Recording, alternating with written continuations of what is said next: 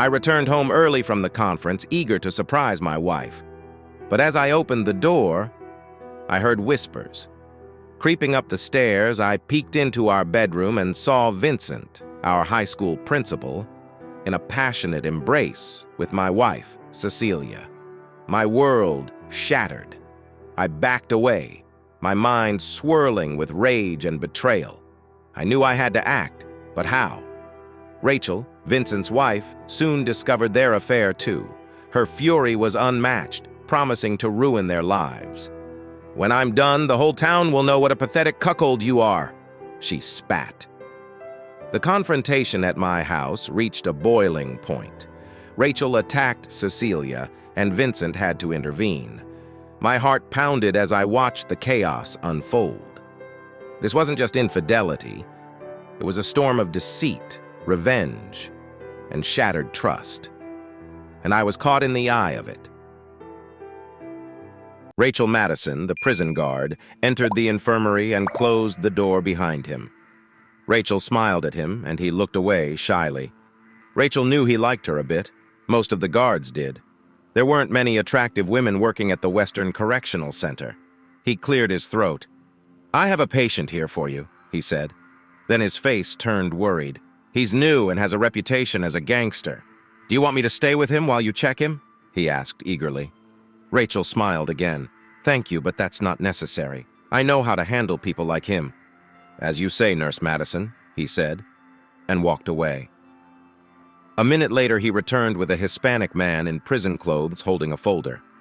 "Sit down," the guard ordered roughly, "and don't give Nurse Madison any trouble or you'll deal with me." The prisoner ignored him, focusing on the nurse. After the guard left, Rachel locked the door, then took the folder from the young man and quickly looked over it. "It says here that your name is Hector Hernandez and that you are 19 years old. Is that correct?" Hernandez looked at her slowly. "See?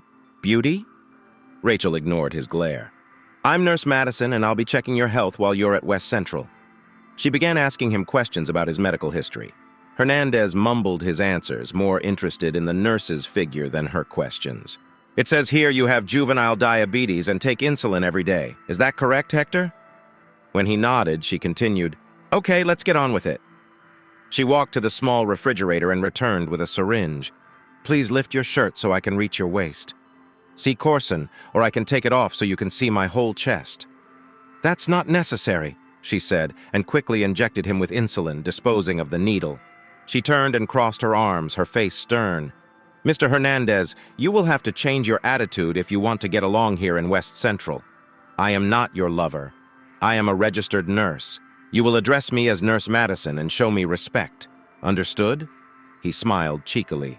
"You can take care of me, but I can take care of you even better if you let me. I'm very good at making girls happy. You know what I mean?" With these words, he stuck out his tongue and licked his lips. To his surprise, the nurse gave him a tight-lipped smile. "Mr. Hernandez, I just gave you an insulin shot. Are you sure it was the right dosage? Are you sure it was insulin at all?"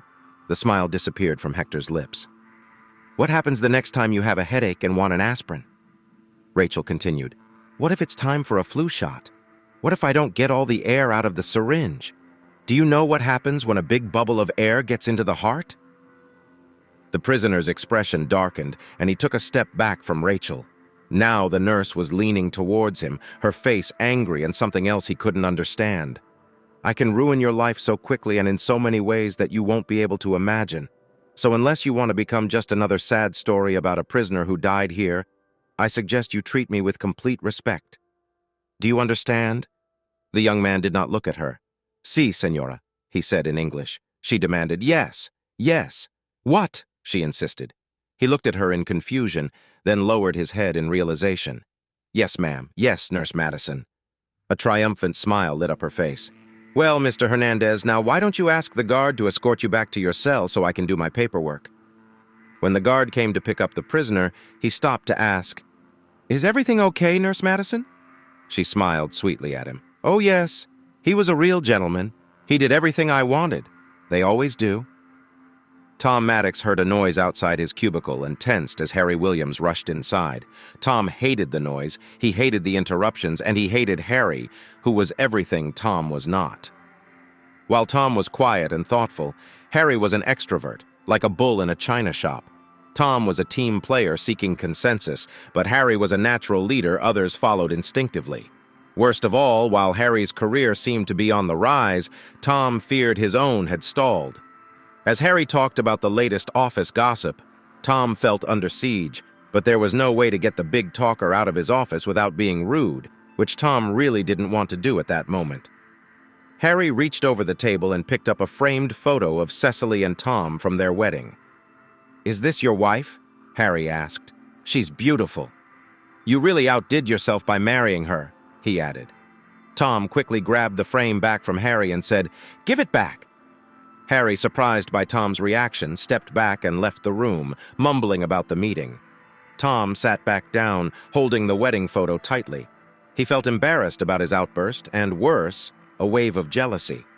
Deep down, Tom knew Harry was right. Cecily was amazing, and he hadn't expected her to say yes to his proposal. But she did, and he was thrilled. Now he often felt anxious whenever another man looked at her. Though he trusted Cecily, his jealousy sometimes made him feel crazy. Vincent Madison thought of his workday in two parts, before and after lunch.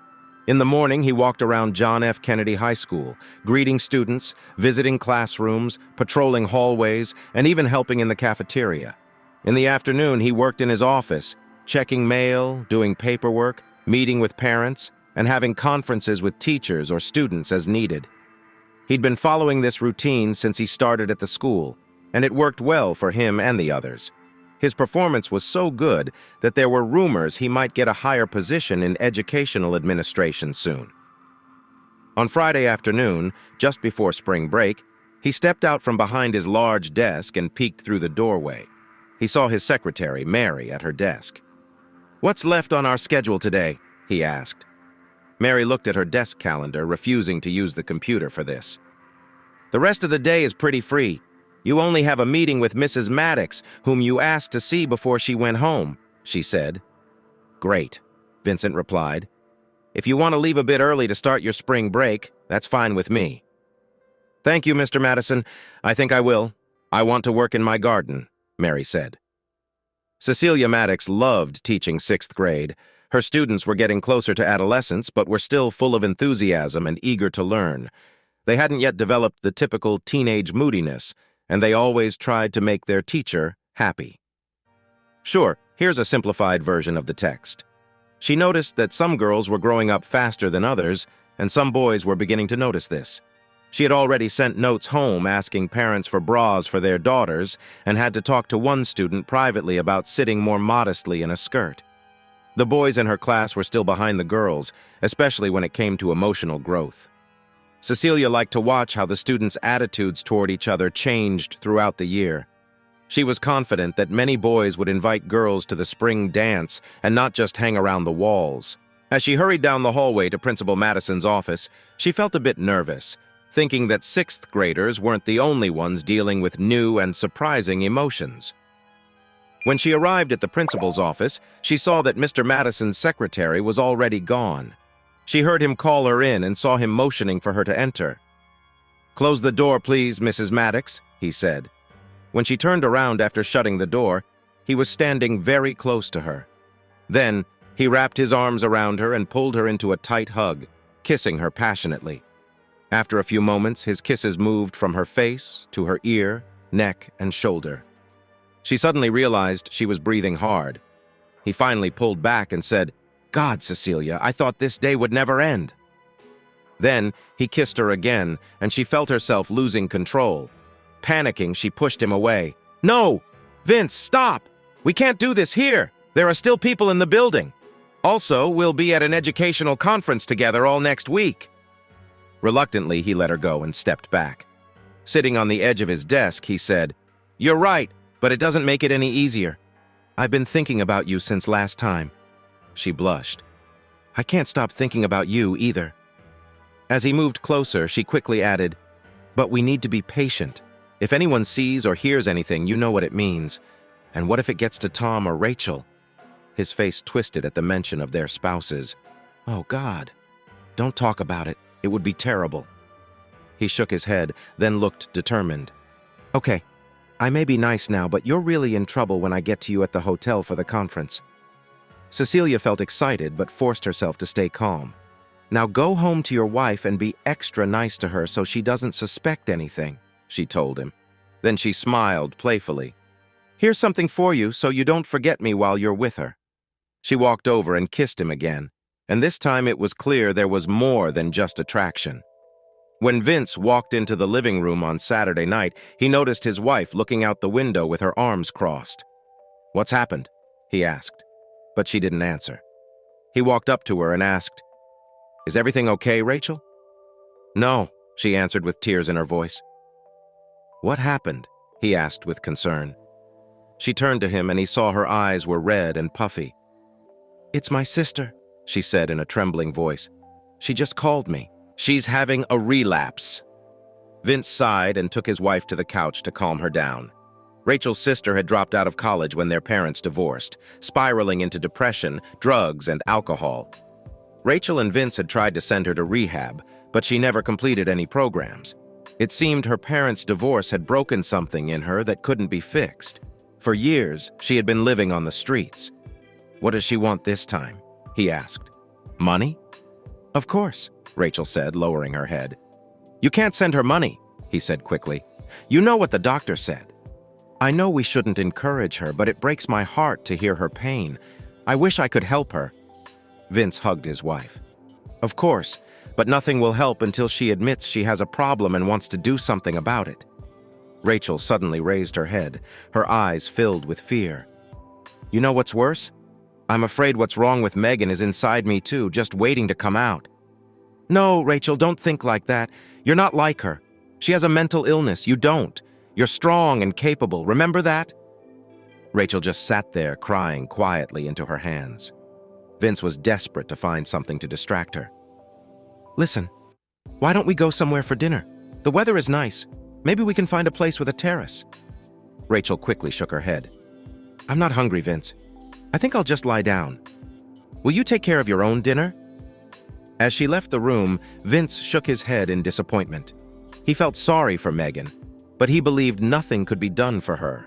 However, she could still hurt Rachel just with her voice. Vince had mixed feelings about the evening.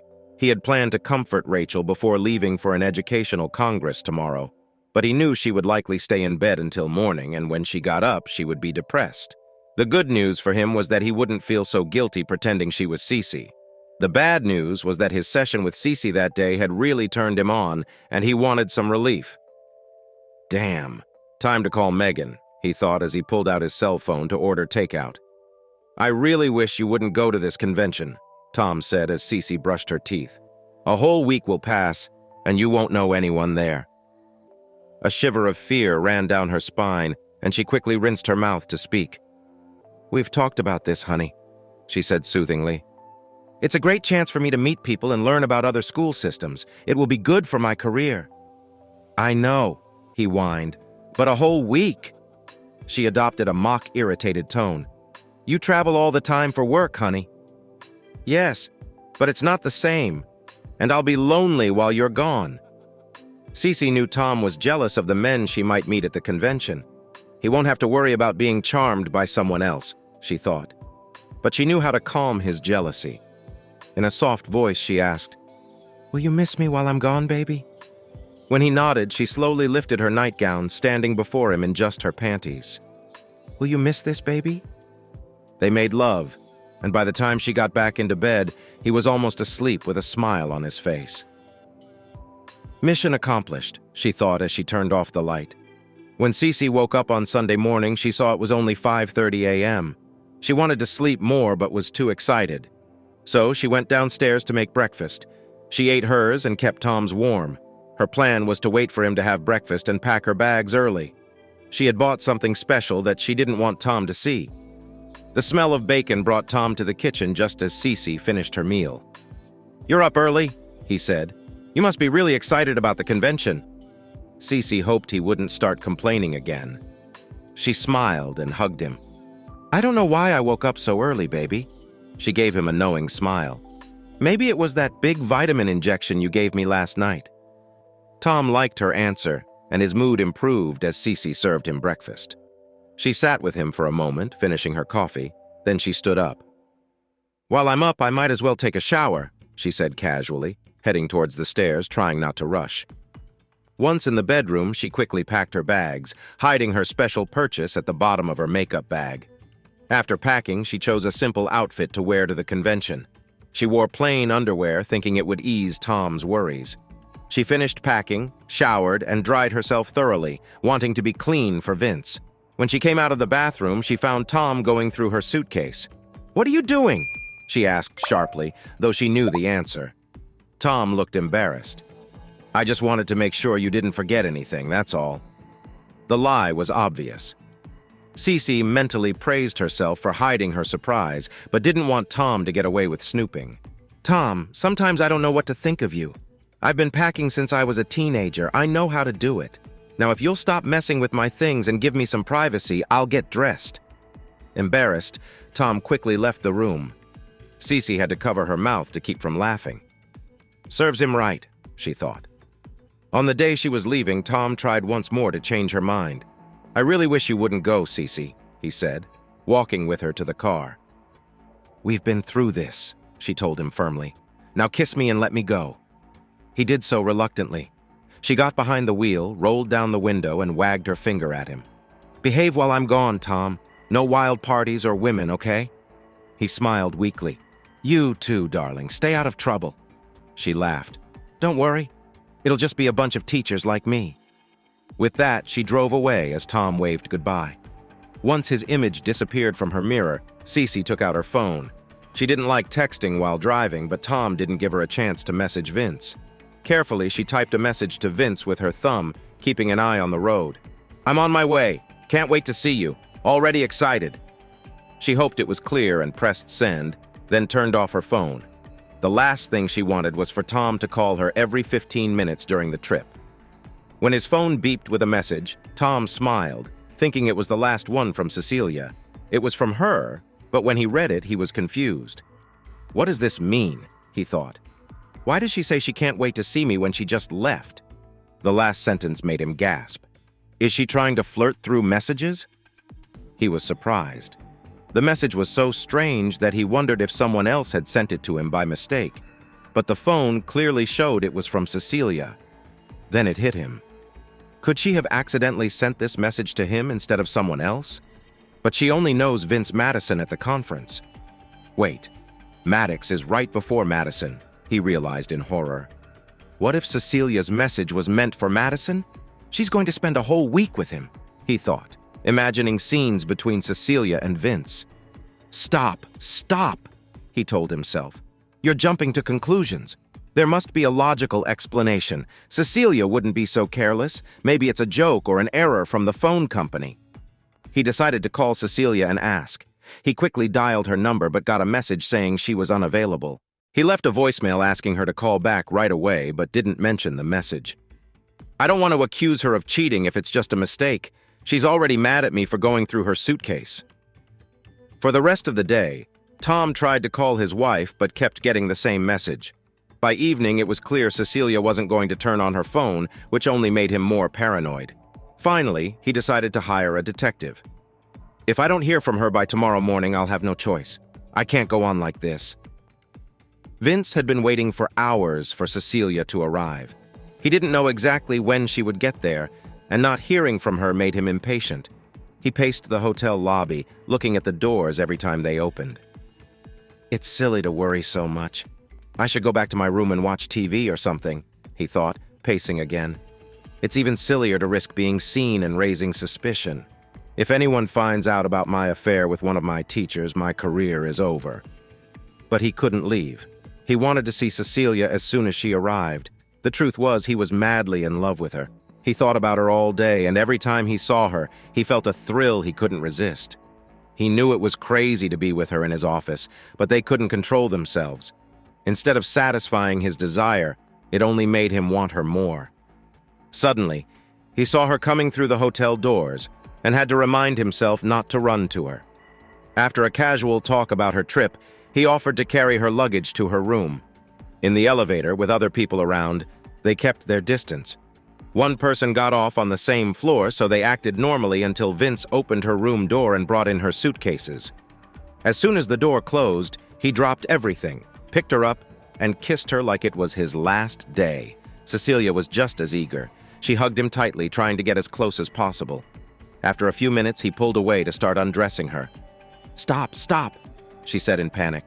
"Don't tear anything." She moved away and began undressing herself. Vince did the same. When Cecilia took off her skirt, her phone fell out of her pocket. She picked it up, remembering she hadn't turned it on. Out of the corner of her eye, she saw Vince reaching for her and realized she needed to check her messages now or not until tomorrow. "Vince, wait. Let me make sure Tom didn't call about an emergency. Just give me a minute." When her phone turned on, Vince sighed and stepped back reluctantly. "It's only a minute," he thought impatiently. Cecilia saw the missed call and quickly checked the list. Her face showed disgust, and she showed the phone to Vince. "Look at this," she said angrily. "He's been trying to call me all day, starting just minutes after I left. This man is so insecure," she added, not noticing the irony. Before Vince could approach her, Cecilia sat down on the bed with a sad look on her face. "He really needs me," she sighed. She then looked at Vince, who sat next to her. "Vince, I'm not sure this is a good idea. Tom really loves me. Even if he's so needy, I feel bad for cheating on him. What about Rachel?" Vince's face also darkened. "I know you're right. Rachel can be moody, but she always gets over it. I don't want to hurt her or Tom. It's just so hard feeling the way I feel about you."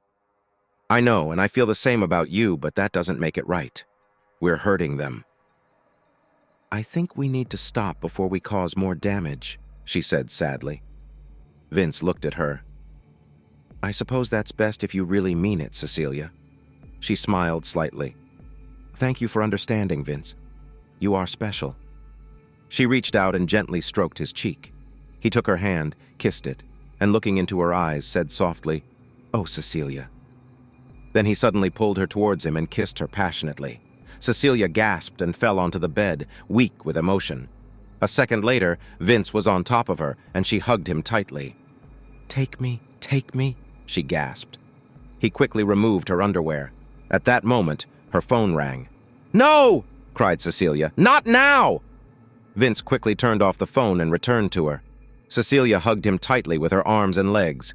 When they both came to their senses, it was clear they wouldn't talk about ending their affair.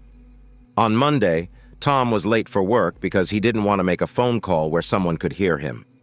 When he reached the detective agency, the operative listened to his problem and took notes.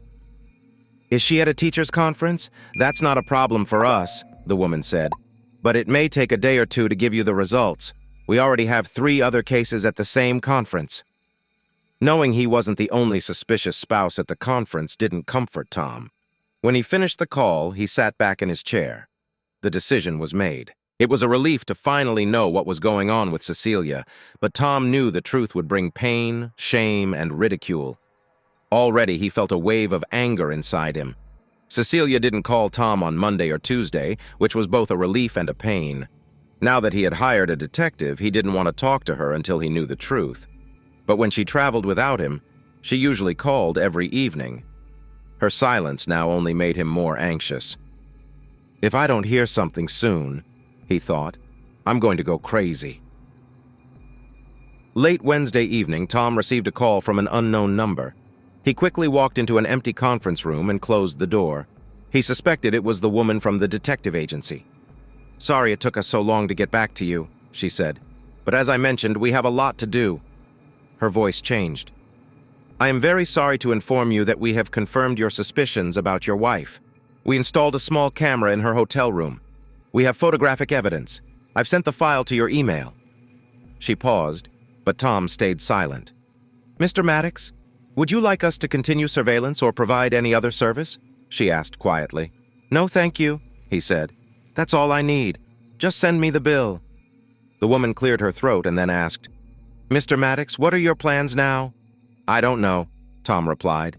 "In our experience, the last thing a person in your situation should do is act hastily. Please don't do anything you may later regret. Many couples we have worked with were able to overcome this and continue their marriages." Tom's voice was tense. "Thank you for your advice and services." He ended the call. His emotions rose like a wave, and he suddenly began to cry, cursing himself for his weakness. He put his head in his hands, and his tears soaked the sleeve of his shirt. A few minutes later, he heard a noise outside, and the fear of being discovered stopped his sobs. He quickly dried his eyes, stood up, and walked to the door to look out, making sure no one was around. He hurried to the men's room and washed his face with cold water. Feeling a bit better, he rushed back to his office, but ran into a colleague in the hallway. "Is everything okay? You don't look good?" the man asked. "I think I'm getting sick," Tom lied. "I'll go home to avoid spreading it." The man stepped back, and Tom took the chance to hurry to his desk. He quickly shut down his computer, packed up his papers, and headed to his car. At home, Tom went straight to his computer and with trembling fingers checked his email. The detective agency had sent a message, and he opened the attached file with a sinking heart. Just a few images confirmed Tom's worst fears, and he felt sick. He rushed to the bathroom and threw up his lunch. When he finished, he lay on the floor, too weak to move. After a long time, he got up and went to the living room where he lay on the sofa and closed his eyes. The darkness only made the images worse. He saw his marriage ending in that hotel room. He forced himself to sit up, trying to decide what to do next. "It's probably good Cecilia isn't here right now," he thought. "If she was, I don't know what I might do to her and Vince." But he remembered he wasn't the only one affected. "Poor Rachel," he thought. "She loves Vince so much. It'll kill her when she finds out." The more he thought about it, the more he felt he had to tell Rachel. Vince must have been deceiving her for a long time. "I'd want to know if I were in her shoes," he said to himself. But the truth was, he secretly enjoyed thinking about what Rachel might do to Vince when she found out. "He deserves everything he gets," he thought with satisfaction.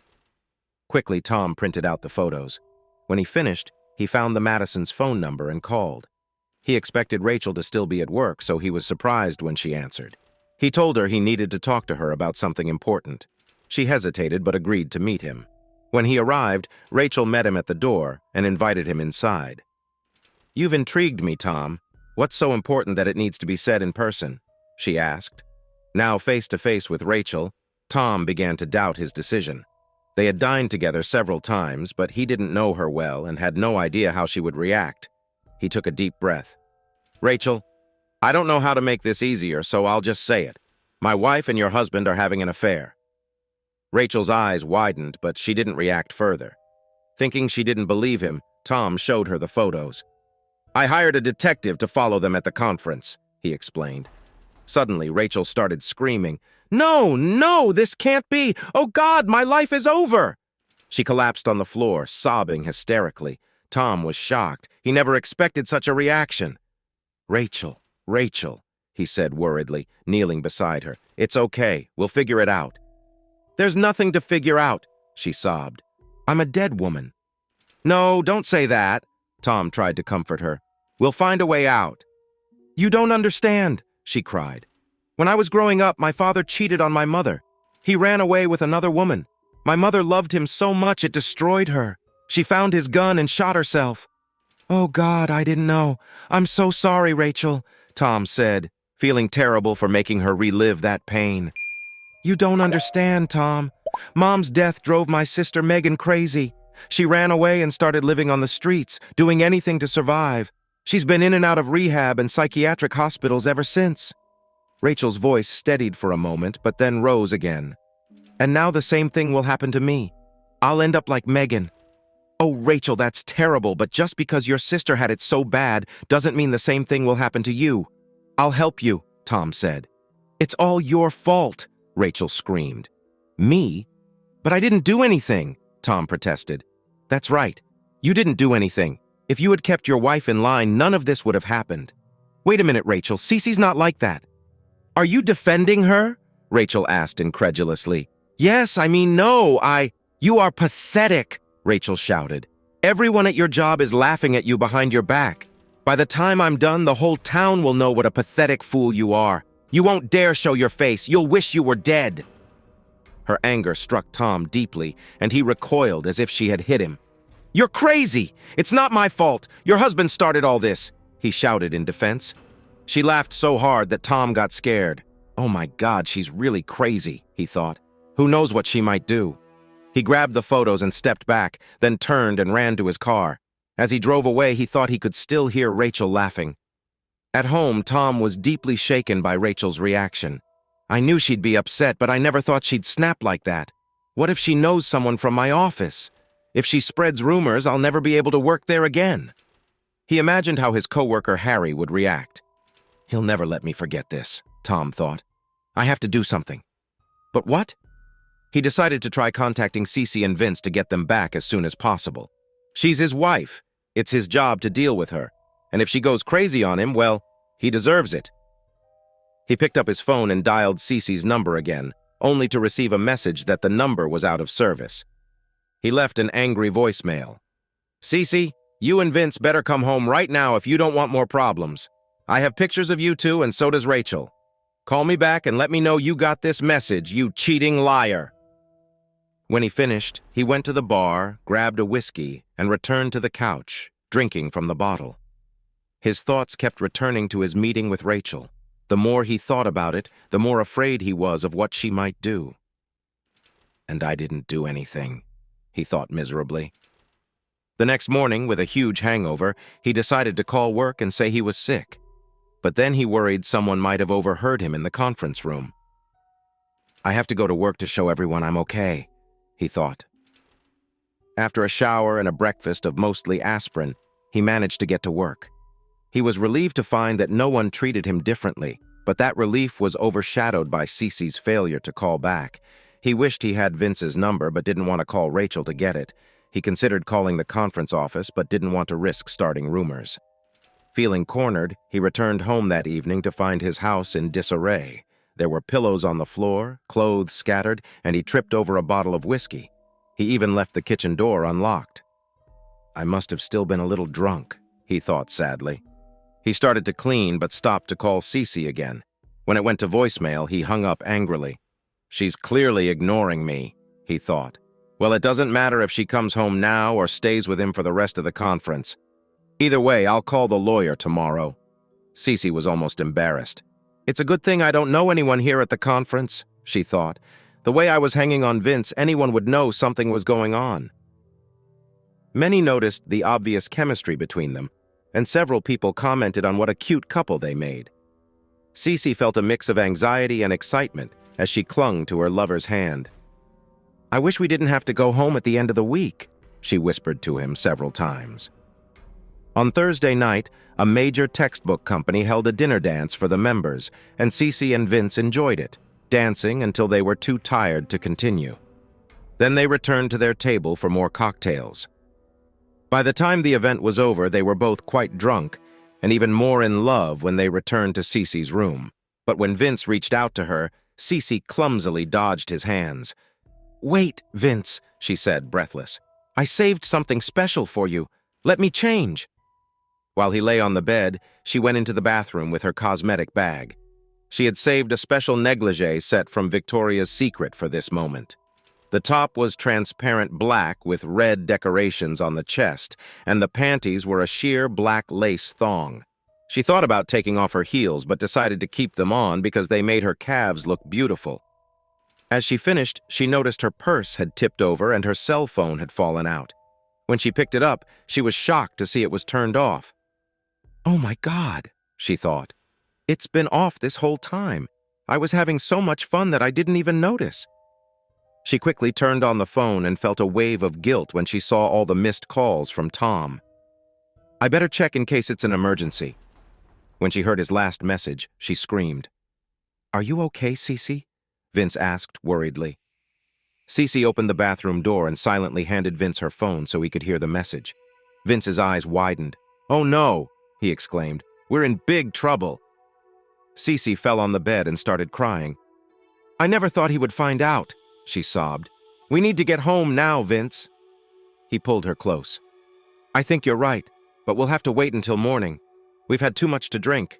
Neither of us should be driving tonight. She looked at him with tears in her eyes. You're right, but I feel so bad about this. I know, darling, I know, he reassured her, kissing her hair. After a minute or two, his kisses traveled down her neck to her shoulder. Suddenly, she sat up and pushed him away. "What are you doing, Vince?" she demanded. "Look, honey, we're stuck here for the night, and we can't do anything until tomorrow. Besides, you look amazing, and this might be our last chance for a while." "I can't believe it," she said angrily. "Our marriages are probably over, our jobs are on the line, and all you think about is sex." "I just don't want to miss any chance to be together, honey, that's all." "Well, you don't stand a chance tonight.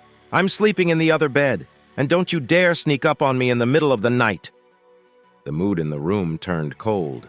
It wasn't until early Thursday afternoon that Vince and Cece were finally able to start their trip home. They both slept much longer than planned and woke up hungover. Strong coffee and a light breakfast helped. They packed their things and checked out before hitting the road. In the daylight, they realized the full extent of their problem. They ordered breakfast to their room because Cece couldn't stop crying and didn't want anyone to see her. She felt sure her marriage was over and was overwhelmed with guilt for the pain she caused Tom. She also knew her husband would suffer humiliation among his colleagues and friends. "No matter what happens, we have to try to keep it a secret for his sake and ours," she told Vince. Vince did his best to calm her down. "Tom loves you," he repeated. "It will be hard, but he will forgive you. And even if he doesn't, he can save face by filing for divorce due to irreconcilable differences instead of infidelity." Cece knew Vince was right, but the thought of divorce brought tears to her eyes again. When she finally calmed down a little, she asked, "What about Rachel? How will she take it?" Vince looked sad. "It will be very hard for her. Her parents' divorce left deep scars, but maybe it will convince Rachel not to ask for a divorce." He became serious. "I know it's best for Tom and Rachel if we avoid divorce, and it will be better for our careers, but the fact is, I don't want to break up with you." He took Cece's hands. "What do you think about this?" She looked at him intently, then lowered her eyes. "Don't make me answer that question. This is all such a mess, and I don't know what will happen to any of us. All I know is we have to go home and start figuring this out." As they rolled their suitcases into the parking lot, Vince walked up to Cece's car. "I'll follow you home, honey." She looked at him with concern. "You can't do this, Vince. It will only make Tom angrier." "I don't care," he said stubbornly. "I want to make sure he doesn't hurt you. If he wants to hit me, that's okay. I deserve it, but I won't let him touch you." Nothing she said could convince him otherwise, so she headed home anxiously with Vince right behind her. Tom went to work this morning, but when he got a text from Cece around noon saying she was on her way, he took the rest of the day off to go home and wait for her. With each passing hour, he got more and more agitated. "What's taking her so long?" he wondered angrily. "Did she stop to be with Vince again?" He was in an extremely emotional state when he saw Cece's car finally pull into the driveway. When he saw Vince pull up behind her, he was beside himself. He threw open the front door and shouted, "What is he doing here?" Instead of answering, Vince simply took Cece's bags and walked with her to the door. "Look, Tom, I know you're mad at me and you have every right to be, but I owe it to you to face you like a man. And I owe it to Cece to make sure she doesn't get hurt because of what I've done." Tom just looked at him, too upset to speak. Finally, he remembered their public image and stepped back from the door. Vince and Cece walked in and sat down in the living room. Tom had spent the entire day rehearsing what he wanted to say, but now that she was here with Vince, he couldn't remember a word. Before he could begin, Cece spoke, tears rolling down her cheeks. "Tom, I'm so sorry for what we did to you. I never meant to hurt you. The truth is, I never thought you would find out." Tom looked at her angrily. "And what exactly did you do that you're so sorry for? Oh, maybe it's this." With that, he threw the photographs from the detective agency onto the coffee table in front of Cece and Vince. Vince turned pale, and Cece began to sob. Tom felt some satisfaction from their distress, but it was short-lived. Vince suddenly spoke. "Have you shown these photographs to anyone else, Tom?" Tom considered contacting a lawyer and using the photographs as evidence, but the thought of revealing his shame to another person made him hesitate. Feeling cornered, he blurted out, "No, but I'm going to. I just wanted to hear what Cece had to say for herself." Even Tom himself found his words weak. Now Vince saw an opportunity. "Look, Tom, don't do anything hasty. Cece loves you. She doesn't want to lose you. I was the bad guy in all this. I seduced her. Everyone at these conventions goes a little crazy, and I took advantage of her weakness. If you forgive her and take her back, you'll have the most loving and faithful wife a man can have. I promise you that. Be mad at me, but show Cece that you still love her." Tom was taken by surprise. Part of him wanted to take Vince's advice to avoid exposure and humiliation, but his emotions were still raw, and he found it hard to dismiss them. "You want me to just forget about those photos? Forget about what you two have been doing all week?" he asked in disbelief. "I know this is a deep wound and it will take time to heal, but love is the only thing that can heal such a wound. And I think you both still love each other very much," Vince said. As he spoke, Cece looked at him with surprise and admiration. She never expected Vince to sacrifice himself for her, and she was full of gratitude and something else. Tom was also surprised by Vince's words, and a new thought filled his mind. It's not Cece's fault. She was seduced by Vince. She was weak, but she learned her lesson. If we go to counseling, everything will go back to normal, and no one will ever know. These thoughts flashed through his head, and he slowly turned to Cece. "Do you really feel that way, Cece? Do you promise to be faithful from now on and go to counseling to work on our marriage? Do you promise to never see Vince again?" At his last words, Cece glanced at Vince and then lowered her eyes, unable to look at her husband. Tom understood this instantly. "Oh God, you don't love me. You're in love with Vince." At that moment, the doorbell rang, and Tom's head turned sharply toward the door. "Who could it be?" he asked. The doorbell rang again insistently, and Tom went to shoo away the visitor. But when he opened the door, Rachel burst into the room, almost knocking Tom over. All three stared at her in shock. Instead of the attractive and well-groomed woman they all knew, standing in front of them was a disheveled woman with wild eyes. "I thought I would find you three conspiring against me," she shouted. "You're all in this together." Cece was the first to come to her senses. "No, Rachel, you've got it all wrong. Vince and I came here to confess to Tom and ask for forgiveness. Then we were going to come to you. You are lying," Rachel screamed. "You're just trash who slept with my husband and who knows how many others." Suddenly, she rushed at Cece and punched her in the cheek, knocking her to the floor. Everyone froze for a moment. Then Vince grabbed Rachel's hands and pulled her away from Cece. Rachel screamed and tried to hit and scratch Vince as he held her hands tightly. She kicked him in the shin, causing him to collapse in pain. Rachel stood over him, shouting, "Do you know what you did to me? I told you about my mother and sister, and you still cheated on me. But don't think you and Cece will get away with this. You'll both be fired. Everyone will know. Everyone will see these photos." Tom was too stunned to act, but Rachel's threat to make the photos public spurred him into action. "Rachel," he said soothingly, "let's talk about this." "You!" Rachel shouted. "If you had kept your wife in line, she wouldn't have gone to my husband. But I guess you weren't man enough for her. The whole city will laugh at you. When they look up cuckold, your face will be the first thing they see." She stepped back, hands on her hips, and looked at all three of them. "I'm going home to get some rest. I'll need it because I have a big day ahead. Careers to destroy, reputations to ruin." She turned to Vince. "And don't think about coming home. If you do, I'll call the police." She then turned on her heel and walked out, slamming the door. The three remaining people were stunned, temporarily forgetting their own problems. "Oh God, what was that?" Cece whispered. "I thought she was going to kill me." "She'll destroy us all if we don't stop her," Tom said, turning to Vince. "Can't you do anything with her?" Vince was more shocked than anyone. "You don't understand. I've never seen her like this before. I knew about her parents, but she never acted like this. I think she had some kind of breakdown." "Well, maybe you haven't seen it before, but that's how she was when I told her about you and Cece earlier this week," Tom said darkly. "You told her about us?" Vince shouted. "Why did you do that?" Tom's anger flared. "Why did you cheat on my wife, you bastard?" Tempers flared again until Tom barked, "I want you both out of my house right now. Vince, I don't care where you go. And Cece..." He paused, thinking. "No, I don't want you two meeting at some motel. You stay here tonight. I'll find a place to stay, and tomorrow we'll figure this out. Vince, you better not come back here." The three of them went their separate ways, each in shock, wondering what tomorrow would bring. Rachel, exhausted after her outburst, returned home and soon fell asleep on the couch. Later that night, she was awakened by footsteps on the porch. Vince must be trying to get in, she thought, her anger flaring again.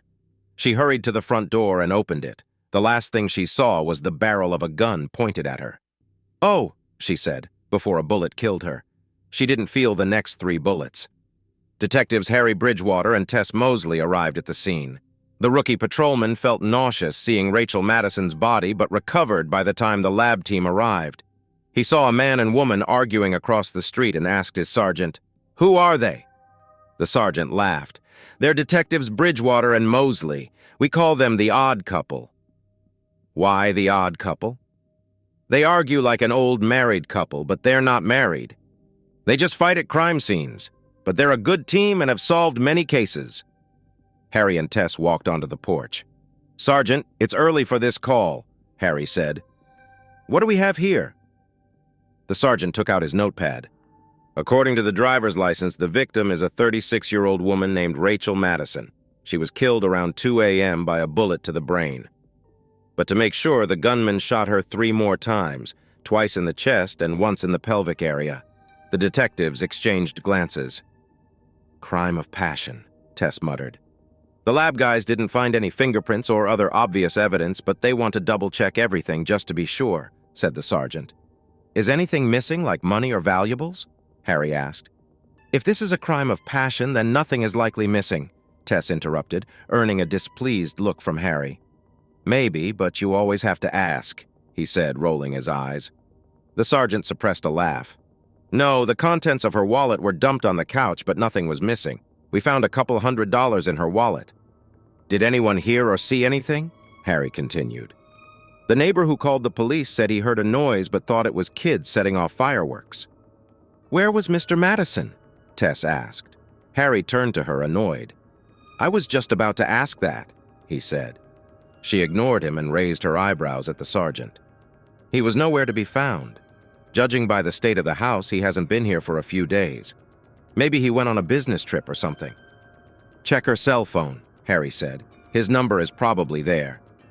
"We will as soon as we finish checking the phone for other evidence," the sergeant replied. Tess rolled her eyes. "Nothing can be done until the labs are finished," she said irritably. After examining the crime scene, they returned to the car. "There's no point in going home," Harry said. "It's already dawn. Let's stop at IHOP and get something to eat." Tess looked at him with irritation. "You eat too much junk food, Harry. It's bad for your heart. Let's go somewhere we can order something healthy." He sighed heavily. "Yes, Mommy," he said sarcastically. "Whatever you say." Tess giggled. They finished breakfast in a small cafe, and over cups of black coffee and oatmeal they discussed the case. "Her husband killed her," Harry said decisively. "How can you say that?" Tess asked, surprised. "Dead wife, missing husband, crime of passion, guilty husband," Harry said as if it were obvious. Tess shook her head. "First of all, you haven't spoken to any witnesses or suspects, so you can't conclude that. Secondly, it's QED, quod erat demonstrandum, Harry. It's Latin, you idiot." "It's all Greek to me," Harry joked, pleased with his pun. "But no matter how you say it, I'm sure I'm right." "You may be right," Tess said, "but I'll bet you're wrong." They were finishing their second cup of coffee when Harry received a call. After a short conversation, he turned to Tess with a satisfied smile. "We found Vince Madison. He's staying at a Super 8 motel just off the highway. Let's go." A patrolman was standing at the door of one of the rooms on the first floor when Harry and Tess arrived. "I guess they didn't want the culprit to get away," Harry said sarcastically. Tess ignored him and knocked on the door. When a man opened it, she introduced them and said they needed to ask a few questions about his wife.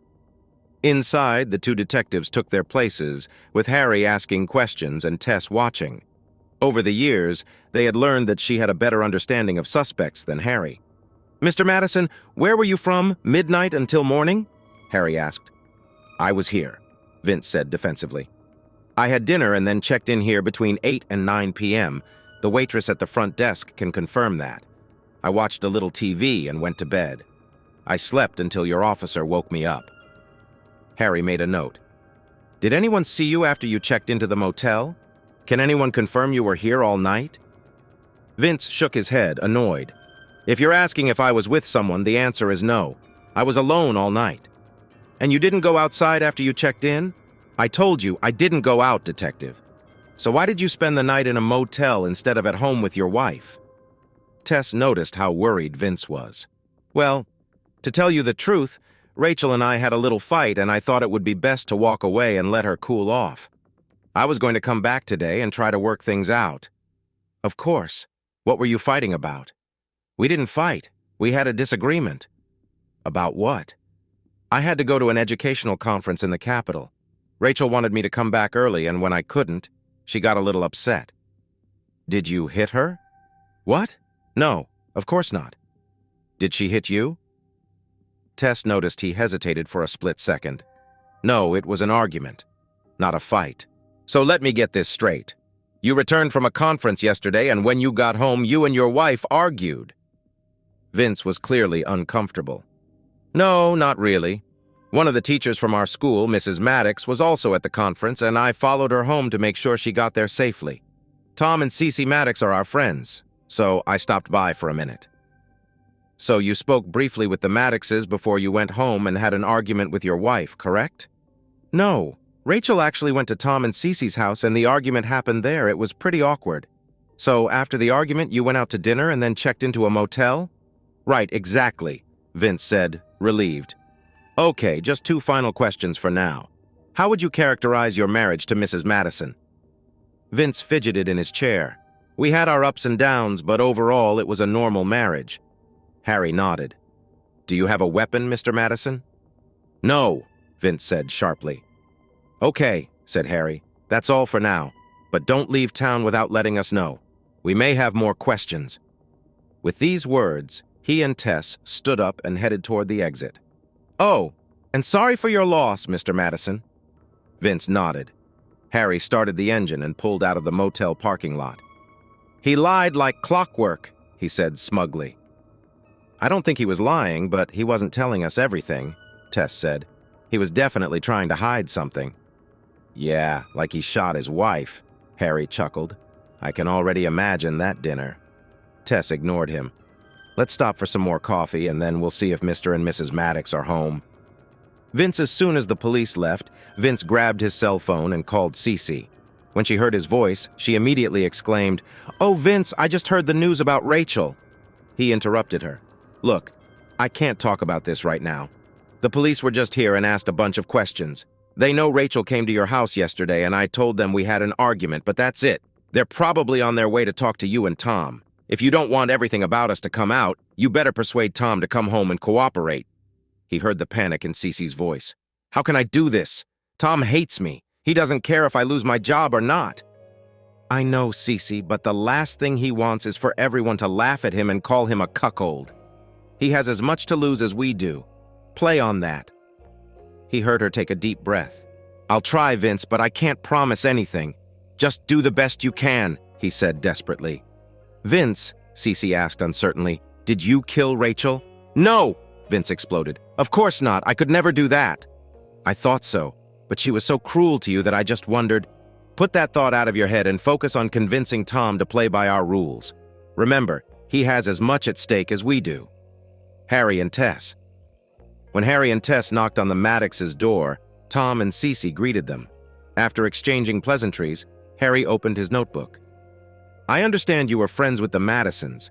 How would you characterize their relationship? Tom and Cece exchanged glances, and Tom spoke first.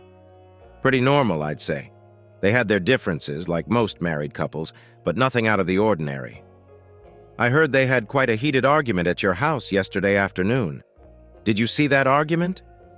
Tess noticed that Tom looked very nervous. He said simply, Yes. What were they arguing about? Seeing Tom hesitate, Cece quickly intervened. It was nothing serious. The educational conference had been going on all week, and I think Rachel was missing Vince. Anyway, they started arguing, and it got a little heated. Harry checked his notes, then looked at Cece. Was Rachel here when you and Mr. Madison returned from the conference? No, said Tom. She came a little later. Why did she come here? How did she know Mrs. Maddox and Mr. Madison were here? Did you call her? No, said Tom, clearly uncomfortable. Cece quickly chimed in. I think she came to see if Vince and I were here. Like I said. She missed him. Harry nodded and turned back to his notepad as the pair waited tensely. He looked up and asked, "After their argument, did Mr. and Mrs. Madison leave together?" "No, they each left in their own cars," Tom answered. "Of course. So after they left, you two were here all night together?" Tom and Cece exchanged quick glances. It was Cece who spoke. "Actually, no. I'm afraid Tom and I had a little fight after they left too, and Tom spent the night in a motel." Harry's eyebrows rose. "So, basically, neither of you can confirm the location of the other at the time of the murder, right?" Tom and Cece looked at each other in surprise, and Tess wasn't sure what had passed between them. Finally, Tom said, "No, but I don't see how it matters. Neither of us had anything to do with what happened to poor Rachel." To Tess's surprise, Harry stood up and put away his notebook. "Okay, I think that's all for today. If we need any more information, we will contact you." With that, he headed for the door, followed reluctantly by Tess. Once outside, Tess turned to her partner. "Are you crazy, Harry?" They were both nervous, like they were sitting in an electric chair. There were so many questions you should have asked them. Harry gave her a smug look. "You think I don't understand that, Miss Smart? It's obvious they conspired before our visit. I want them to think they deceived us. Then I'll bring them in for separate questioning. We'll get a different story when they can't cover for each other." Tess looked doubtful. "Maybe, but I think if we pushed them a little harder now, we'd get the same results." "Just wait and see," Harry said confidently. Tom walked up and down the living room. "This will never work," he complained. "They'll see right through this pathetic story and we'll be in big trouble." "No, they won't," Cece snapped. "They believed it today. We just have to stick with it. I don't understand why you're trying so hard to protect Vince when it's obvious he shot Rachel." "I didn't shoot her," Tom said sharply, though his anxiety was growing. "Vince would never do something like that." "Well, if he didn't kill her, maybe you did," Tom blurted out, hurt by how protective Cece was of her lover. Cece was shocked. "I can't believe you said that, Tom." Then a terrible thought struck her. "In fact, maybe it was you who shot her. I know how much you value your reputation." To her surprise, Tom collapsed into a chair. "How can we avoid disaster if we're already fighting with each other?" He covered his face with his hands for a minute, then looked at her. "There's something you better think about, Cece. After what we just told those cops, we're going to have to keep living together until this is all over." His face turned stern. "But I promise you we will sleep in separate bedrooms, and my door will be locked at night." Harry hung up and turned to Tess with a smile. "He'll be here in half an hour, and I could tell he wasn't happy. He sounded like a man going to the gallows." Tess looked at her partner thoughtfully. "Let's try something different. Let me interrogate the husband and you interrogate the wife." "Why do you want to switch places? Our old method always worked." "Call it intuition, but I think Mr. Maddox has more to say with a softer approach." Harry rolled his eyes. "You and your crazy intuitions. Okay, let's try it and see what happens." When Tom arrived at the station, Tess led him into one of the interrogation rooms. "Thank you for coming, Mr. Maddox," she said with a sympathetic smile. "I know how stressful this is for you." He nodded gratefully and sat down. "I want to start with a question about Vincent Madison. What is your opinion of him, Mr. Maddox?" "Well, he seems okay, but I don't know him well enough to say anything." She nodded. "Based on your limited interactions with him, would you say he is a reliable person?" Tom fidgeted. "Well, again, I don't know him that well." "Do you trust him, Mr. Maddox?" I don't know." "You don't know if he can be trusted, but you still let your wife go with him to a conference for a week? That seems strange." He looked like he was fighting an internal battle. Tess decided to change direction. "You mentioned earlier that you and your wife had an argument after the Madisons left your house. What did you quarrel about?" she asked softly. "Well, there were several reasons." "No," she insisted. "What did you really fight about? Was it because of the conference? Was it because of Vince?" To Harry's amazement, tears rolled down Tom's cheeks. Tess was also surprised, but suppressed her reaction. Softly, she asked, "Tom, did Cece and Vince have an affair?" The upset man put his head in his hands and began to cry. Tess moved closer and put her arm around his shoulders, trying to comfort him. When he finally managed to control himself, she handed him a box of tissues. "It's okay to cry, Tom. I know how painful it is to be betrayed.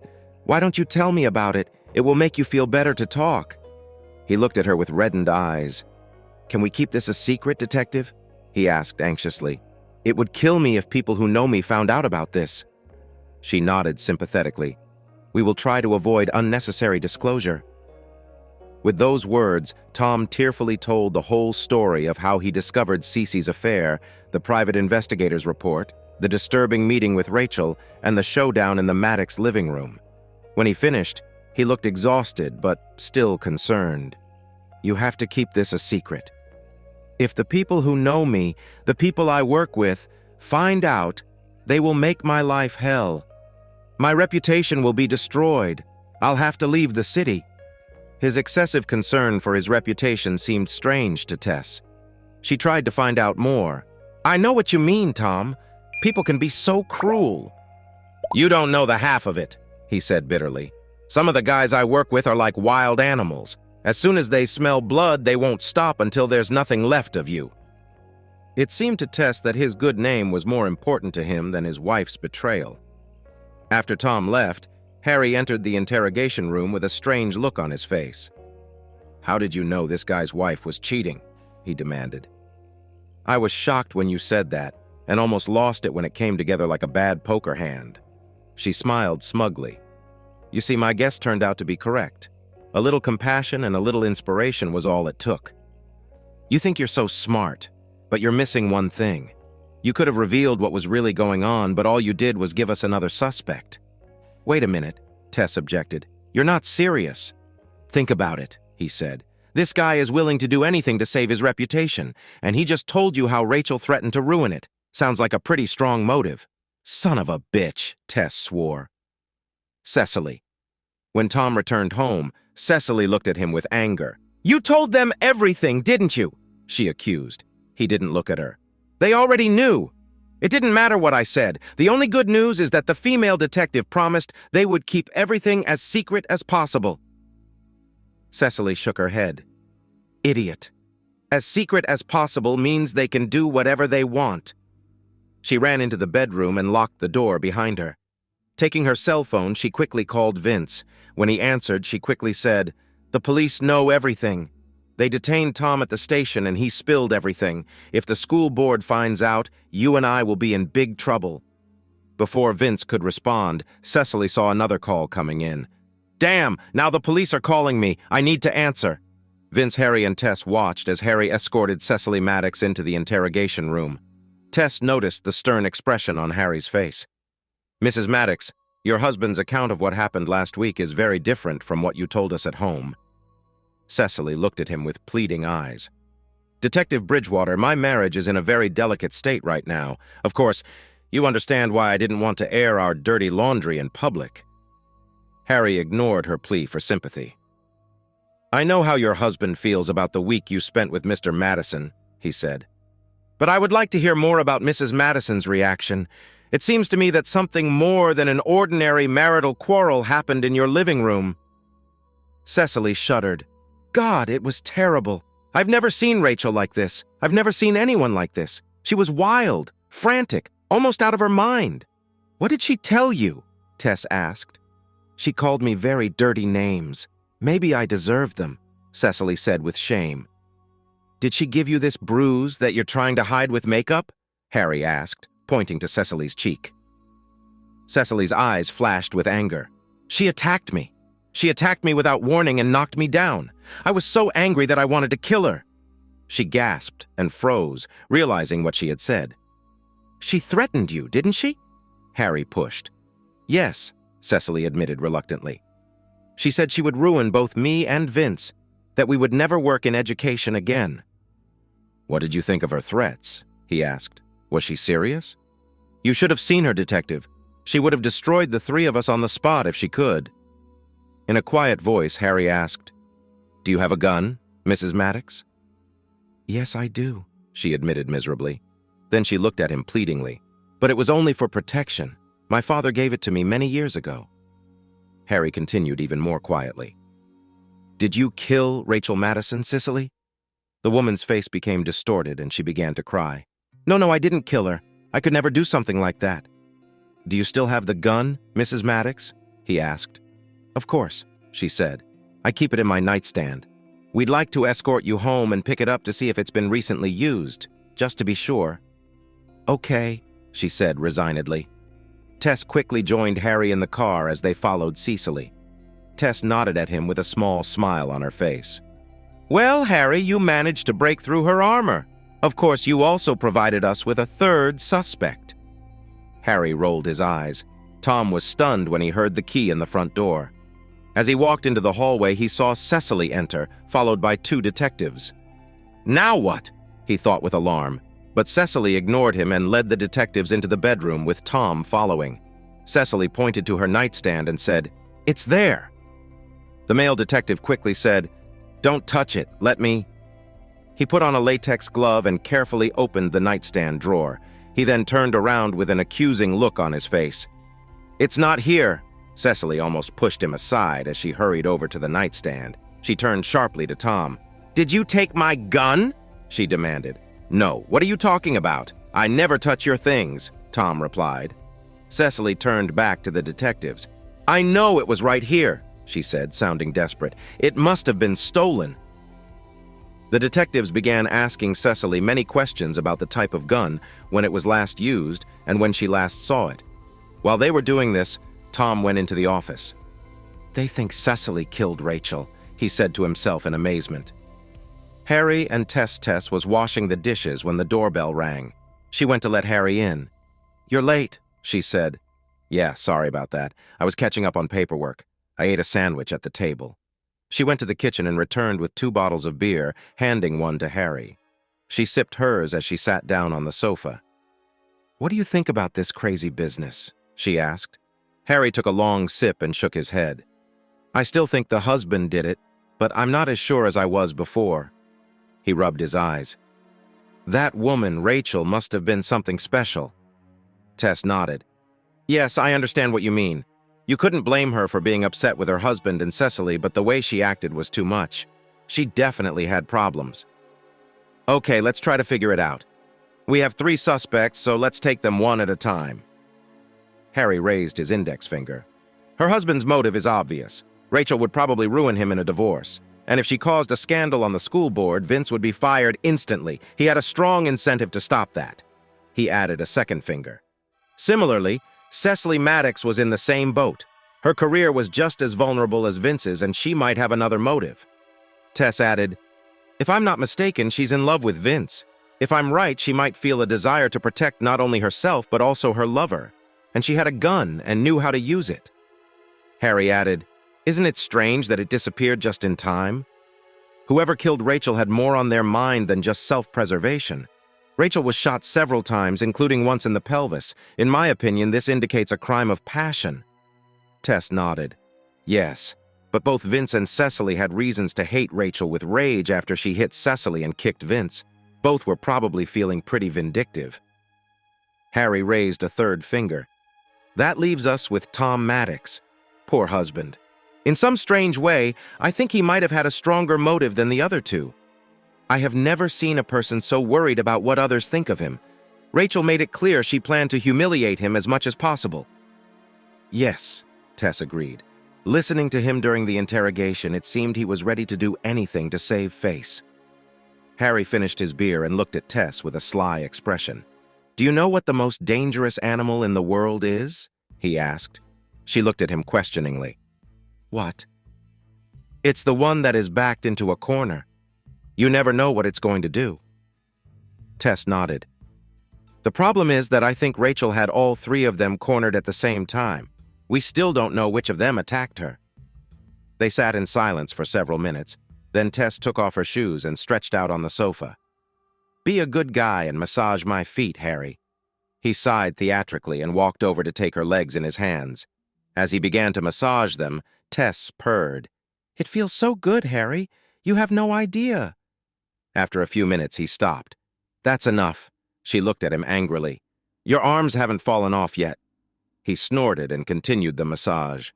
After a while, his hands moved from her feet to her shins and calves. That's nice too, Harry. He worked higher up, massaging her thighs. She lifted her skirt higher to give him access. "That's even better," she sighed. "That was so good, Harry," she murmured into his ear. After a few minutes, she pushed him gently. "Okay, get up before you crush me, you big monkey. I really think you've gained weight." When she returned in her dressing gown, Harry was still lying on the sofa. "Come on, Harry. It's time to get up." "Can I stay the night, Tess? Just this once? You know better. If someone from the precinct drives by and sees both our cars here, we'll never hear the end of it, and we certainly won't be allowed to work together anymore." Okay, he grumbled. "Stop grumbling. I'll leave, but this is such a pain," Tess said with a sly smile. "You shouldn't go back if it's that hard," Harry teased while getting dressed. "As if you could go long without me." The next morning at the station, the desk sergeant surprised them. "Looks like we found the murder weapon last night." A garbage truck was picking up a container at a construction site. When they lifted the container, the load shifted and the gun inside went off. The bullet ricocheted, scaring the driver half to death. They found a Glock in the container when they brought it to the landfill. Ballistics is testing it now. The container was only 2 blocks from the Madison's house. As the two detectives were talking, a lab technician approached them, waving a piece of paper. "Hey, you two, we have a match. We need to do another test to confirm, but I'll bet you dollars to donuts this is the gun that killed the woman in your case." "Are there fingerprints on it?" Harry asked quickly. "No luck," said the technician. "Between all the dust and debris in the container and the prints of the guy who found it, we couldn't get anything." The detectives headed to their desks and sat down to discuss this latest development. "Well, what do you think of your bet now, Harry?" Tess asked. "This points directly to Cecily Maddox." "Not necessarily," Harry countered. "It's possible her husband could have taken the gun. That would give him both a means to commit the crime and a good alibi." A thoughtful expression appeared on Tess's face. "If you think about it, since we don't know how long the gun was missing, anyone who visited their home like Vince Madison could have taken it. Everyone knew Cecily had a gun. It doesn't bring us any closer to the killer." Harry frowned. "We have 3 suspects, and they all had strong reasons for wanting to silence Rachel Madison. We now have the murder weapon, but any one of them could have accessed it. This case is like trying to catch an apple with your teeth. Every time you get close, it eludes you." Tess laughed. "When was the last time you tried to catch an apple with your teeth?" "Old man, back at Halloween as a kid," he replied. He saw that she was still laughing and stopped. "Stupid," he muttered in disgust. They were filling out the seemingly endless paperwork required for each case when the precinct captain approached them with a frown on his face. "How's the investigation into Madison's murder going?" he asked. "They're pushing me hard to make an arrest." Tess and Harry exchanged quick glances, and Tess stood up. She always dealt better with their bosses than Harry. "We believe we are close to a solution, Captain. We have 3 good suspects. Now we need to narrow it down to 1. His answer did not please her. "Detective Mosley, we have a government employee shot dead on her doorstep in the middle of the night. A lot of people are concerned and want answers. I can't go to the media and say we have 3 suspects, can I? There must be something more, and I expect you two to find it, and fast." With that, he walked away and Harry turned to his partner in disappointment. "What does he want us to do? Beat up those 3 until one of them confesses?" Tess was also at a loss. "What are we missing? What did we not notice?" Harry dropped his pen and stood up. "Well, I know one thing. Filling out a bunch of forms won't bring us any closer to the truth." He looked at Tess. "Come on, let's go to the prison and try to find out something about Rachel Madison." "How will this help narrow down the suspects, Harry? It seems like a waste of time," Tess complained. "Maybe," said Harry. "But do you have a better idea?" On the way to the Western Correctional Center, Tess looked at Harry doubtfully. "I still think it's a waste of time. Sure, Rachel was the head nurse there, but what does that have to do with this case?" "No idea," said Harry. "But it's the only lead we haven't explored yet. What harm can it do?" She was silent for the rest of the ride, but seemed unhappy when they arrived at the prison administration building. Several prisoners were practicing outside when they saw Tess. Some of them began to whistle and shout, but she ignored them. One of the men stared at Harry. "Hey, I know you," he said. "You're the cop who put me here." "Hey, Jimmy, it's nice to have you inside while I'm outside," Harry replied good-naturedly. "Go to hell," the prisoner said, giving the detective the middle finger. Harry just grinned. Inside, things were much more orderly, and the two detectives were ushered into the warden's office. When Harry asked him about Rachel, the warden shook his head sadly. "What a tragedy. She was a good employee and an excellent nurse. We are still in shock over her death. You know, when she first came here, I thought we might have problems because of her appearance," the warden said, turning to Tess. "You've seen how young prisoners react to a beautiful woman, but Nurse Madison didn't let them indulge in anything, and most of them treated her with respect. I don't know how she did it, but they always behaved decently with her." "Is there anyone who worked with Nurse Madison regularly that she could trust?" asked Harry. Tess rolled her eyes at this new question, but Harry ignored her as the warden directed them to one of the guards, Ray Hudson. Ray worked with her often. He was her unofficial assistant, the warden said, as they walked towards the security post. Tess grabbed Harry's hand. "This doesn't help, Harry. Let's go back to the station," Tess insisted. But Harry stubbornly moved on, and sighing, Tess followed him. Ray Hudson was only slightly older than the prisoners he guarded. The young man had only good things to say about the nurse, and it was obvious that her death had deeply affected him. Tess thought she saw tears in his eyes. "I'm sure he had a crush on her," she mused. Hudson repeated what the warden had told them. "Most of the inmates seemed to like and respect Nurse Madison. She took better care of them than they deserved." "You said that most of the prisoners treated her with respect. Were there those who were not so polite?" asked Tess. "Well," said the guard, "there were a few who really seemed to hate her. They never did or said anything to her, but I saw it in their eyes. There was one guy, Hispanic. I don't know why, but he just seemed to hate her every time he saw her. He glared at her. This always bothered me, but Nurse Madison wasn't worried at all. I don't think he or anyone who didn't like her ran away recently, did they?" Harry asked jokingly. "No," the guard said, "but this Latino guy was released a couple of days ago."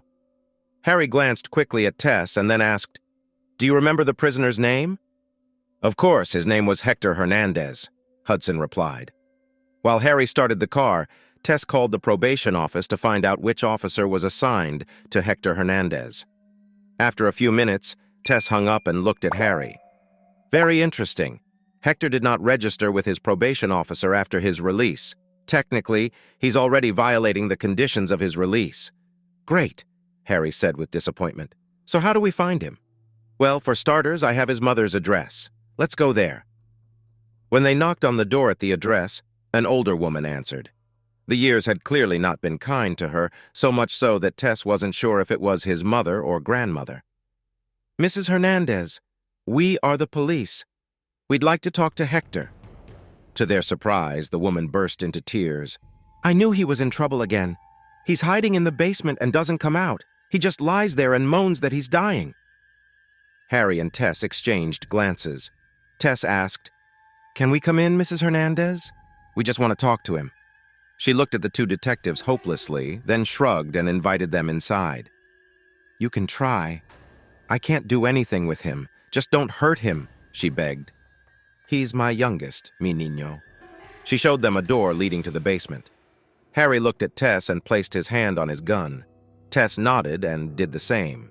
Together, they quietly went down to the basement, which smelled of mold, dirt, and other things Tess didn't want to think about.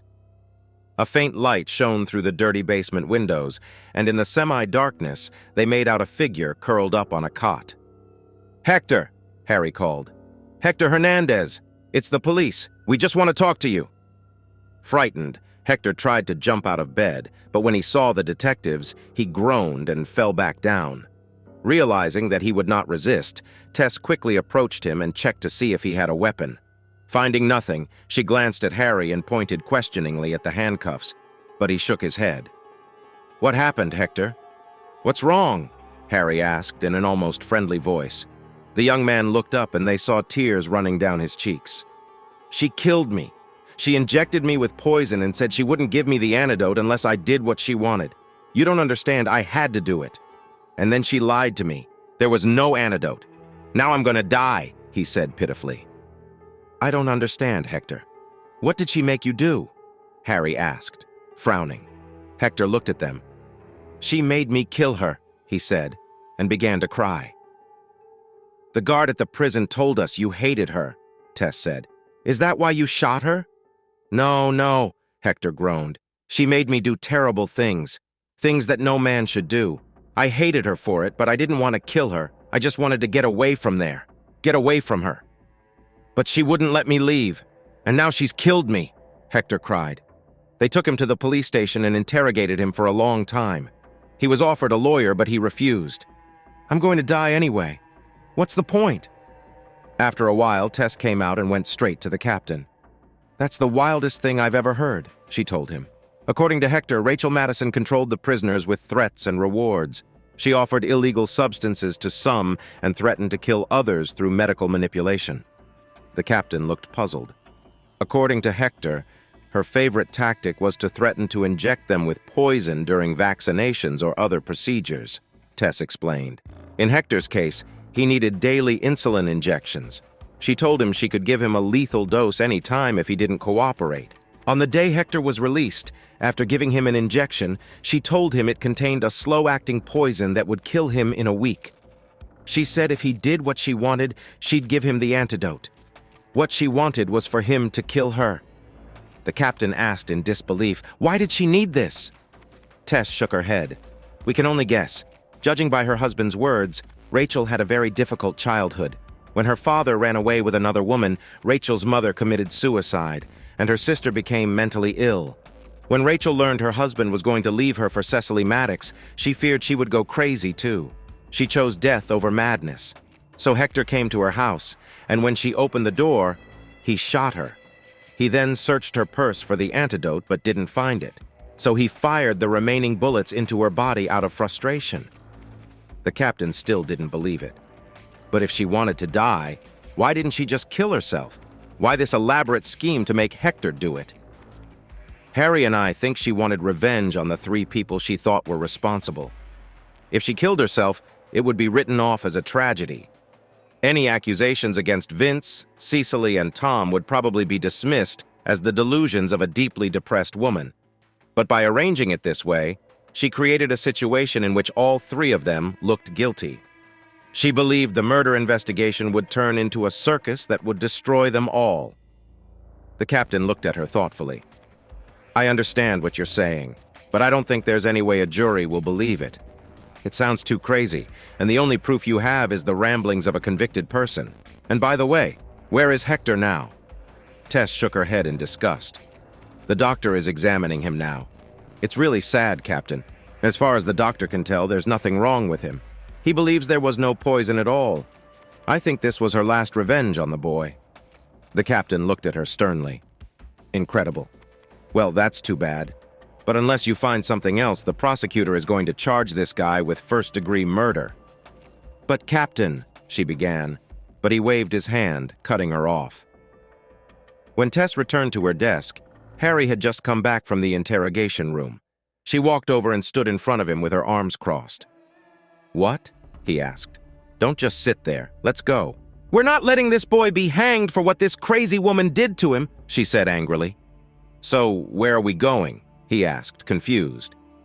Back to prison, she said. He looked at her strangely. What do you hope to find there? He asked. I'll know it when I see it, she said decisively. This time, the prison yard was empty when they were let in. The warden was surprised to see them again so soon. Is there anything else I can help you detectives with? He asked politely. Harry had no idea, so he stared at Tess. We'd like to take a look at the nurse's office where Madison worked, she said. I think this can be arranged. Just don't touch anything. The infirmary wasn't very big, just a rectangular room with an examination table, a couple of chairs, and a small locked refrigerator for medicine.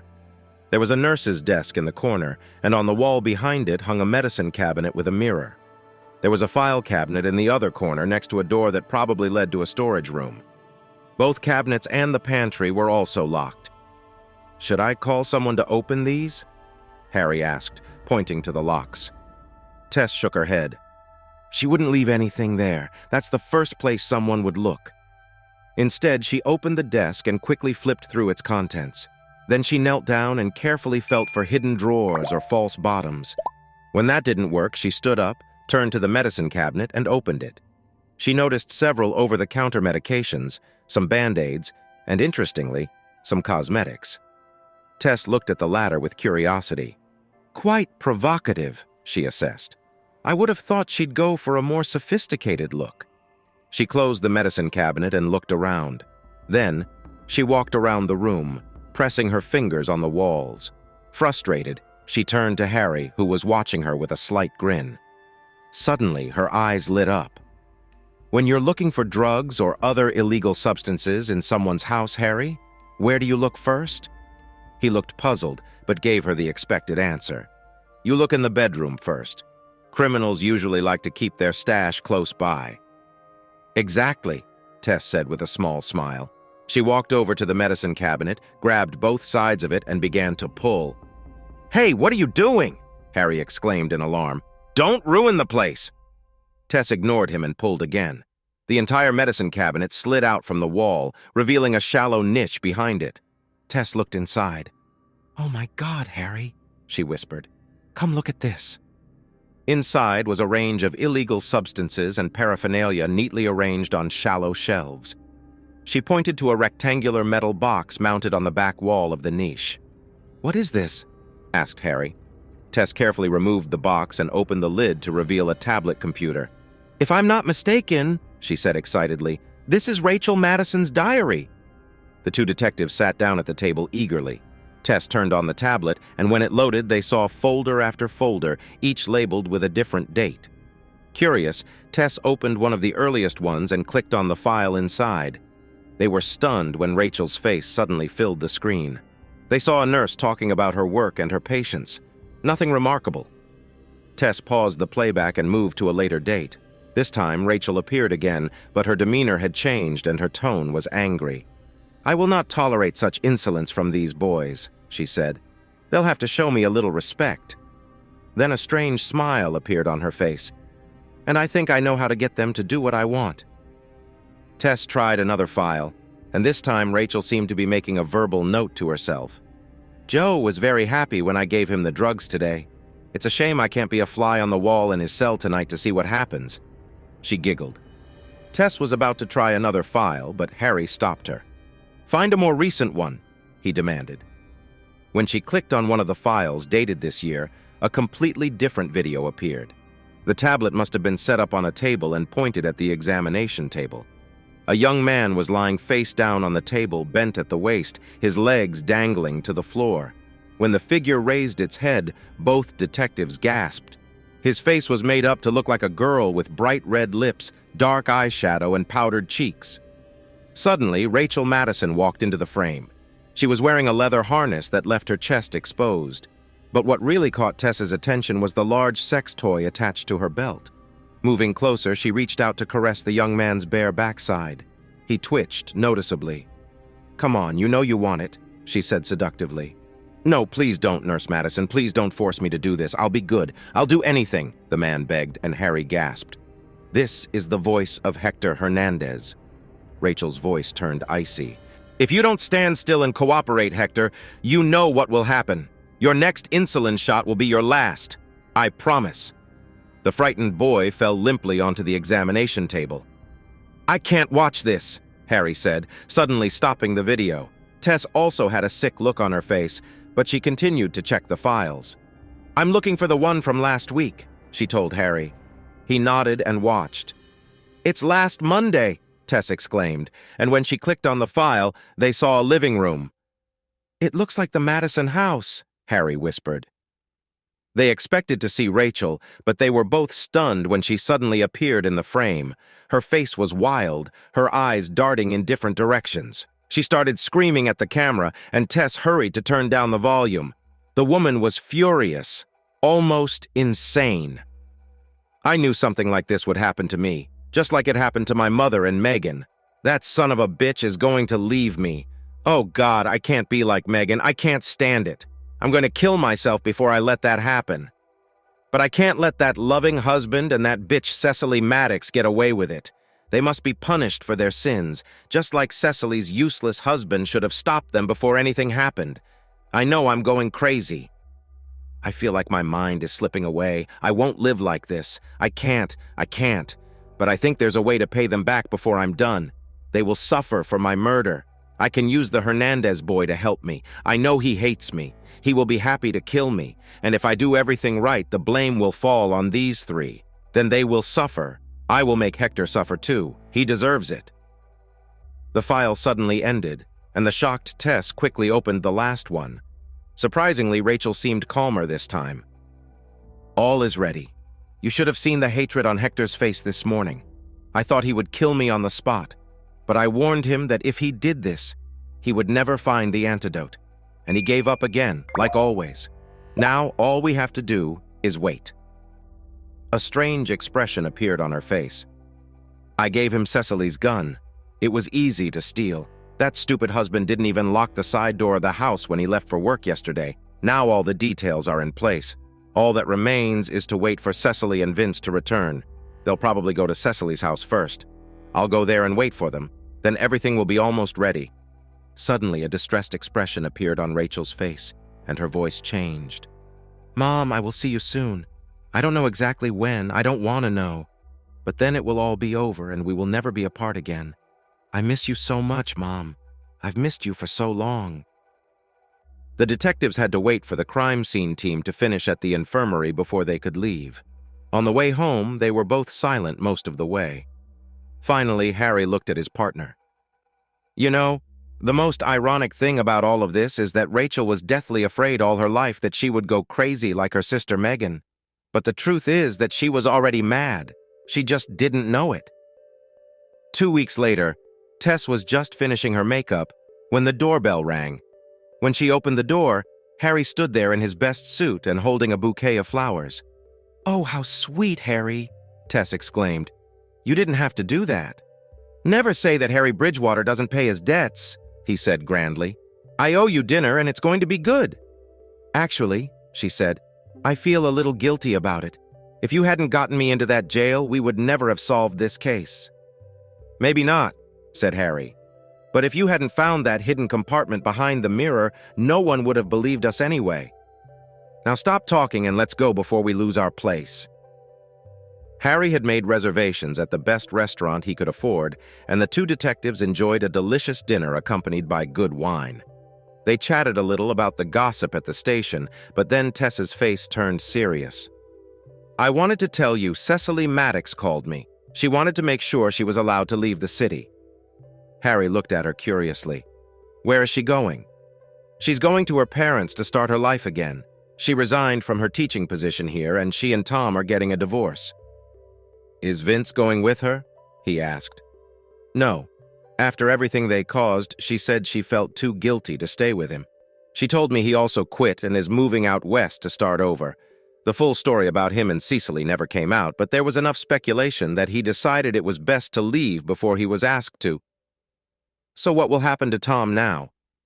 "He left town 3 days ago and Cecily hasn't heard anything about him. I think the rumors and gossip became unbearable for him." Harry shook his head. "You know, even though we solved the case, in a way, Rachel still got her revenge. Her plan didn't work out the way she wanted, but the lives of all three were greatly affected." Then his face lit up. "Have you heard about Hector?" "No. What's wrong with him?" Harry grinned. "The prosecutor's office doesn't know what to do with his case. The first-degree murder charge was dropped after Rachel's video diary was seen. Now they're not sure if they can even get a manslaughter conviction." He laughed. "Before it's all over, the only charge he may face is 4 counts of shooting within city limits." Tess said, "I really feel sorry for the boy. He's not a model citizen, but he didn't deserve the way he was treated." Harry nodded. He then noticed her empty plate and asked, "Hey, do you want dessert? They say the tiramisu here is to die for." She looked at him like a mother reproaching a disobedient child. "You need to watch your calories, Harry. I told you about this before." He looked at her with irritation. "Why do you always have to point out my weight?" "Because if something happens to you, where will I find someone who will tolerate a bossy lady like me?" she said with a sly smile. Harry chuckled, but after a moment, a thoughtful expression appeared on his face. You know, this case really affected me. It's a strange thing. All four lived like leaves caught in a stream, just going with the flow and letting life take them wherever it wanted. One day they found themselves on a shore they didn't like, and they didn't even understand how it happened. Tess looked at Harry sharply.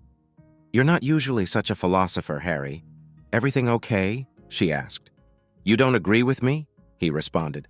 "No, I get what you mean," she said. "I understand. The thing is, you and I are doing the same thing, Tess. Just going with the flow, letting life take us wherever it wants," he said thoughtfully. Tess was concerned. "Are you sure you're okay, Harry? You don't have cancer or anything, do you?" He shook his head. "No, nothing like that. I just don't want to go with the flow all my life, you know." With these words, he stood up and awkwardly knelt in front of her chair. "Harry," she exclaimed, "what are you doing?" "I'm trying to propose to you," he said. As she stared at him in amazement, he reached into his pocket and clumsily pulled out a small box, revealing a diamond ring. "It's not much, but I hope it will do," he said. Tess stared at him for a moment, then slid down from the chair and, struggling with her dress, knelt in front of him. "If you're going to kneel, Harry Bridgewater, then I'll stoop to your level," she said firmly. "And yes, I swear to heaven I will marry you." With that, she grabbed his face and kissed him, and the rest of the restaurant's customers burst into applause and cheers. Thanks for listening to One Infidelity Hit. If you liked what you heard, don't forget to hit that subscribe button and drop us a like.